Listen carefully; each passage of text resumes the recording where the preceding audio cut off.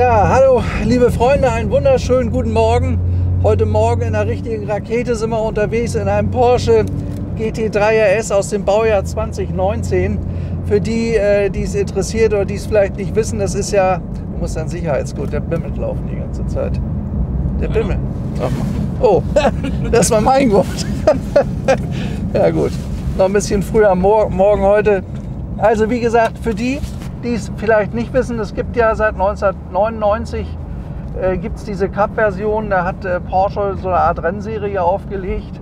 Und das hier ist eigentlich die Straßenversion der Rennserie. Das heißt, es ist ein Auto, es gibt ja Leute, die wollen ein totales Renngerät haben, die also nicht auf der Piste nur alleine unterwegs sind, sondern wollen damit auch auf der Straße fahren, und das ist so ein Auto. Man hat hier also wirklich allen Komfort weggelassen, man merkt, das Brett hart ist ein reines Renngerät, aber er hat eine Straßenzulassung. Und das Schöne bei unserem Auto, da der nicht auf der Piste war, der hat erst 1000 Kilometer gelaufen, das ist eigentlich ein Neufahrzeug.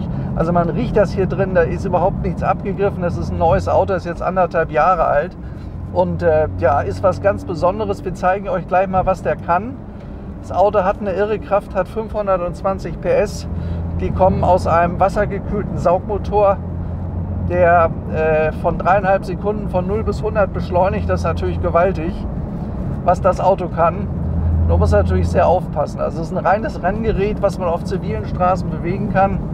Ich versuche das gleich mal so ein bisschen zu zeigen, wie der wirklich losgeht. Also man merkt jetzt schon, klebt auf der Straße, kann man sagen.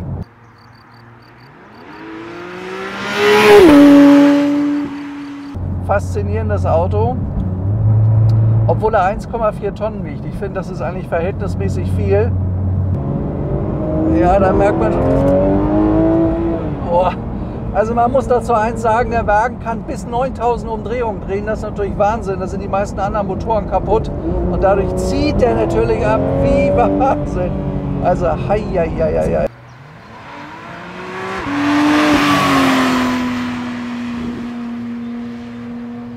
Ich meine, vielleicht mal hierzu, was das Auto sonst aber alles hat. Hier vorne ist ein modernes Navigationsgerät. Er hat ja sonst auch alle Incentives, die nötig sind. Das hier ist eine 7-Gang-Automatik, die das Auto in 11 Sekunden bis 200 beschleunigt. Das sind natürlich gewaltige Werte. Dann hat er, Klimaanlage ist ja klar, gut eingestellt, merke ich auch, funktioniert alles prima. Lift hat er, Dämpfer, dann hat das Auto, und das ist glaube ich hier Sound, ne? Was heißt das hier vorne? Ein bisschen lauter, ne? Ist er jetzt lauter? Oder was heißt das eigentlich? Aha. Ja, das hört man nur mal. Ist er, ne? So, jetzt wollen wir doch mal gucken. Hier haben wir eine etwas kurvige Straße, wo es ein bisschen leerer ist. Ja, der hat guten Vortrieb, kann ich euch sagen. Also das mit den 3,5 Sekunden von 0 auf 100, das stimmt.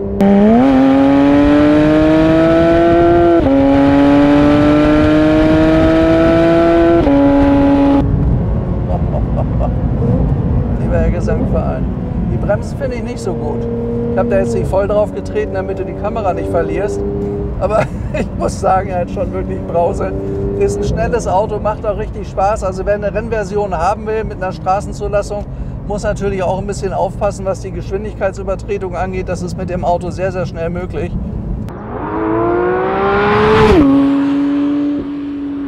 Ich versuche mal die G-Kräfte so ein bisschen auszuprobieren hier. Ja, also er klebt wirklich toll auf der Straße, muss man sagen. Ich weiß jetzt nicht, wie lange ich das durchhalte, bis unserem Kameramann nachher noch schlecht wird. Also sowas, du. Naja, gut. So, jetzt fahren wir geradeaus. Jetzt dürfte der Abstand groß genug sein zu den anderen. Aber es ist ein toller Sportwagen, muss ich wirklich sagen. Also wer richtig Lust hat, mal drauf zu treten, der braucht eine freie Strecke.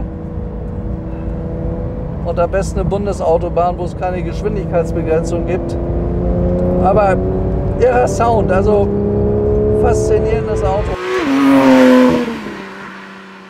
Also er dreht wirklich wie verrückt hoch. Ein extrem drehfreudiger Motor, hat ja 4 Liter Hubraum, hat 6 Zylinder, ist ein Saugmotor, wassergekühlt. Früher gab es das ja bloß luftgekühlt. Dieser Wagen ist wie gesagt 2019, das ist praktisch die zweite Serie. Es gab ja ein bisschen mit den Emissionen Schwierigkeiten bei dem Vorgänger. Das heißt, heutzutage müssen die ja immer alles verbessern. Das ist aber hier sehr, sehr gut gelungen. Der Wagen hat nach wie vor einen irren Sound, ist richtig giftig, spricht gut an. Verbrauch übrigens ungefähr im Schnitt 13 Liter, was ich gar nicht so viel finde. Die Verbraucher natürlich nicht, wenn man da voll reinsteigt, das ist auch klar. Aber toll, was Porsche hier wieder gebaut hat. Was übrigens interessant ist, der hat einen Serienpreis von 194.000 Euro. Dann kommen noch ungefähr 50.000 Euro Extras dazu. Das heißt, der Wagen kostet dann irgendwo 250.000. Aber das Schöne ist bei den Autos, es gibt eine relativ geringe Stückzahl. Das Geld bekommt ihr auch wieder. Das heißt, es ist eine ganz stabile Geldanlage, so ein Wagen. Die sind nie gefallen, diese Autos, die sind immer mehr wert geworden. Und sowas stellt man sich in die Garage und wenn man Lust hat, sagt, jetzt will ich mal richtig drauf treten. Sonntagmorgens, wenn da nicht viel los ist, das ist natürlich genau das richtige Auto. Und dadurch, dass der erst 1000 Kilometer gelaufen hat, ist er ja praktisch neu. Also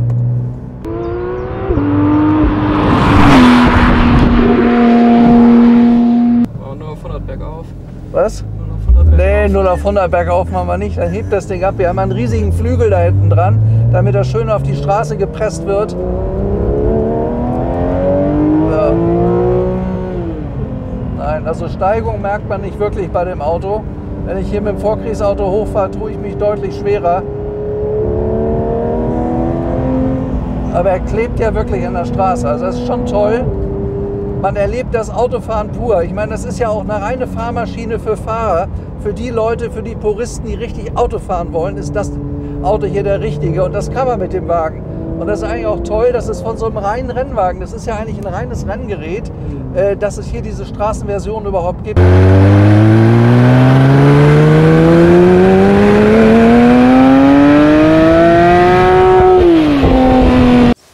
Mal ein bisschen zu unseren Extras. Hier vorne könnt ihr sehen, Carbonhaube hat die ganzen Rennincentive, die es gibt. Das gibt es hier oben auch auf dem Dach, auch teuerstes Carbon. Hinten der Flügel, damit das Auto wirklich auf die Straße gepresst wird. Man darf nicht vergessen, es ist übrigens auch Carbon, total leicht. Man merkt das schon, wenn man es anfasst. Die Maschine läuft 312 Stundenkilometer und ich sage mal, über 300 zu fahren. Ich hatte schon mal das Glück, das ist ziemlich schnell. Da braucht man diesen Anpressdruck, dass er richtig liegt. Auto hat eine schöne Farbe, ist in Marineblau. Ich will das mal kurz, ich habe hier damals die Bestellung von Porsche. Er hat das Weissach-Paket. Er hat 7-Gang Porsche Doppelkupplungsgetriebe, das heißt ja PDK. Dann hat er das Liftsystem, das er nicht aufsetzt irgendwo. Ja, Chrono-Paket und 90 Liter Kraftstofftank. Das ist vielleicht gar nicht so verkehrt. Dann die Räder sind lackiert in Platinum Seidenglanz. Das ist ein besonderes Extra. Ich habe hier die ganze Aufpreisliste. Die hört hier auf bei weit über 200.000 Euro. Und er hat natürlich auch das Weissach-Paket. Das hatten wir gerade schon gesagt. Übrigens für die, die es interessiert, das Weissach-Paket schlägt alleine mit 17.400 Euro zu Buche. Dann die Farbe Miami Blau 3.500 Euro. Also das Auto sieht wirklich schön aus und ist ja neuwertig. Mit 1000 Kilometern, der Wagen ist so gut wie gar nichts gelaufen. Emissionsziele hat man erreicht. Man hat da einen neuen Otto-Partikelfilter eingebaut, nennen wir das mal so. Ist also auch damit, hat also eine relativ gute Abgasnorm. Und man hat das geschafft und hat also den alten Charakter des Autos damit glücklicherweise nicht verändert. Wir sind in den Orangen gefahren, der ist schon gegangen wie verrückt, das tut der hier genauso. Und das ist wirklich was Sammlungswürdiges. Es gibt davon nur sehr, sehr wenige, wobei ich jetzt gar nicht genau sagen kann, wie viele. Weißt du das, wie viele davon gebaut wurden? Na, also die sind ja immer relativ selten, diese Autos. Die werden nicht in hohen Auflagen, sind normalerweise auch als Neuwagen sofort vergriffen, werden verteilt von den jeweiligen Porsche-Händlern.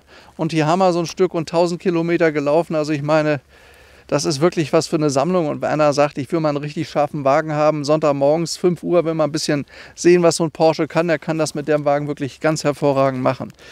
Ja gut, klar, so ein Wagen muss natürlich einen Käfig haben, logischerweise. Weil wenn so ein Wagen mal richtig gefährlich abfliegt, ist das so eine Sache. Schaut euch mal diese Sitze an.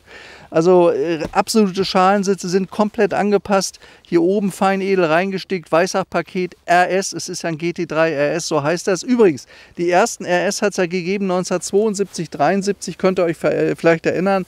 2,7 RS, wer so ein Auto heute echt im Originalzustand hat, so ein Auto ist 800.000 Euro wert. Gute Gebrauchte sind 500.000, 600.000 wert, gehen aber immer weg. Also insoweit ist, glaube ich, klar, was aus so einem Wagen auch wert. Was heute investiert wird hier für das Auto, bleibt auf jeden Fall erhalten. Hier, man hat hier überall aus Gewichtsersparnisgründen, so gehen die Tür auf, ihr könnt das hier vorne sehen, sind keine üblichen Griffe, man hat überall das Gewicht eingespart. Hier oben, hier unten auch schön Carbon, GT3 RS. Auto ist wirklich sehr, sehr edel ausgestattet. Hier Weissach-Paket RS steht hier vorne auch nochmal. Das ist ja das Handschuhfach. Edelstes Leder verarbeitet überall in der Mischung hier aus Carbon. Ich konnte auch hier vorne sehen, die entsprechenden Sportsitze. Also ist ein tolles Gerät hier auch mit den Lufteinlässen. Auch designtechnisch finde ich sehr, sehr schön gelöst bei dem Auto. Also es ist alles wirklich, wirklich absolut optimal ausgestattet. Selbst hier vorne am Spiegel, schaut mal hier, auch die Spiegeleinfassungen sind aus Carbon. Ich finde, das sieht schick aus. Also von der Farbe, dieses Blau mit dem Carbon, sieht sehr, sehr edel aus. Das ist ein Auto, was sehr ins Auge fällt. Ja, wie gesagt, 520 PS mit 6 Zylindern aus 4 Litern Hubraum. Und die hat er auch. Und wie das Auto nach vorne bringt, das haben wir ja eben gesehen. Das ist doch ganz gewaltig. Der Wagen hat richtig Power, wirklich richtig Power. Liegt toll in der Hand und ihr könnt damit auf jede Rennstrecke gehen. Das ist ja eigentlich ein Rennwagen, bloß mit einer Straßenzulassung. Was kostet der eigentlich? Mal eine ganz blöde Frage.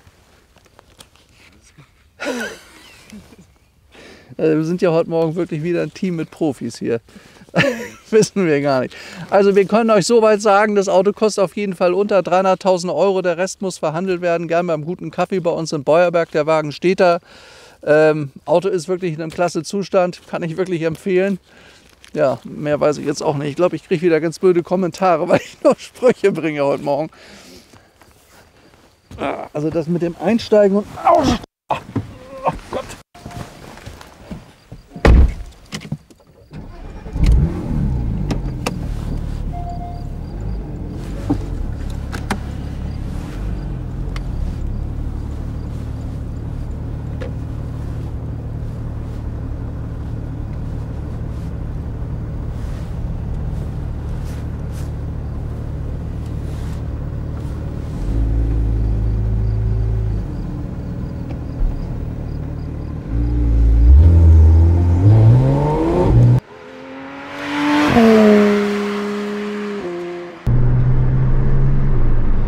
Morgen ist natürlich wunderschön zu fahren, ist total leer, bestes Wetter.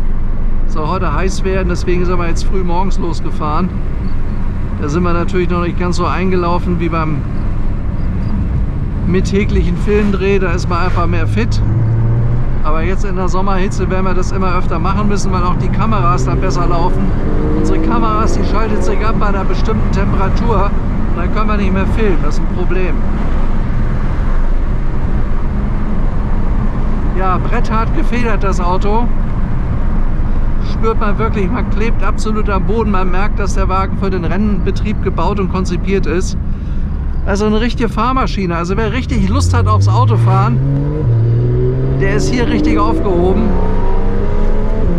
Ich mach mal zu, ne?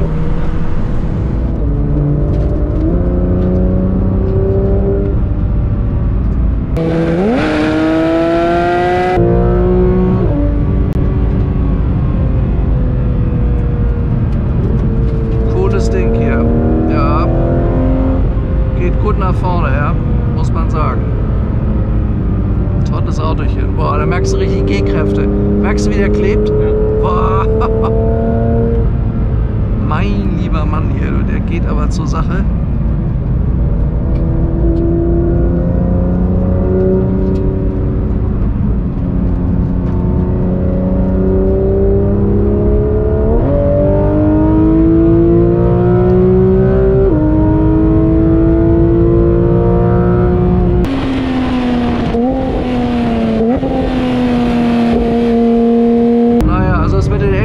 Auf 200 stimmt auch.